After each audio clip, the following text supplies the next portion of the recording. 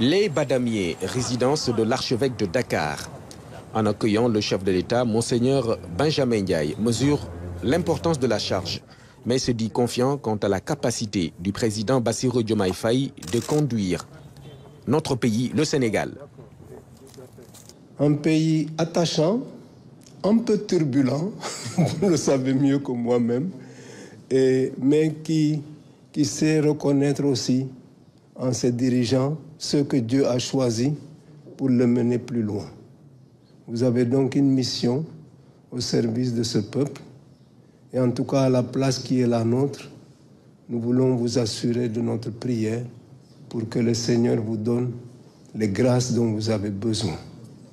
Intelligence, sagesse, connaissance, persévérance. Votre parcours va montrer votre capacité d'endurance, alors que cette endurance, cette capacité à patienter, puisse aussi être pour vous comme un legs qui vous aide dans votre mission d'aujourd'hui. L'Église est là, dans sa mission particulière. C'est des chrétiens sénégalais ou des chrétiens vivant au Sénégal, mais qui se sentent entièrement patriotes et citoyens, et qui entendent aussi amener leur contribution à la vie de notre nation, dans le respect de la pluralité des croyances. Alors vraiment, soyez le bienvenu ici et que Dieu vous bénisse. Le chef de l'État a remercié l'archevêque de Dakar pour la qualité de l'accueil. En s'appuyant sur le vivre ensemble sénégalais, le président Bassirou Diomaye Faye dit son plaisir de retrouver le chef de l'Église en tant que membre de la famille. De la 6e au CM2, j'ai été élevé par l'Église à travers l'école devenue École Marie Médiatrice de Ndiaganiao.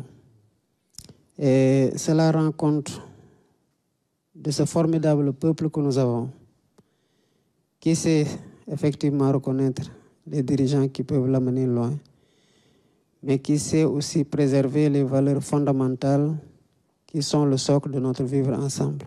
Voilà pourquoi, dès mon arrivée, dans la structuration ou la restructuration de l'organisation de la présidence de la République, j'ai érigé une direction des affaires religieuses pour séparer l'assistance aux diplômés de l'enseignement arabe qui correspond plus à de l'insertion, et c'est pour ça que j'ai enlevé assistance, j'ai mis insertion, et que j'ai mis en bureau, donc bureau pour l'insertion des diplômés de l'enseignement arabe, parce que c'est une problématique à laquelle aussi nous devons nous attaquer, pour ne pas dire que nous devons prendre en charge. J'ai laissé ça comme tel.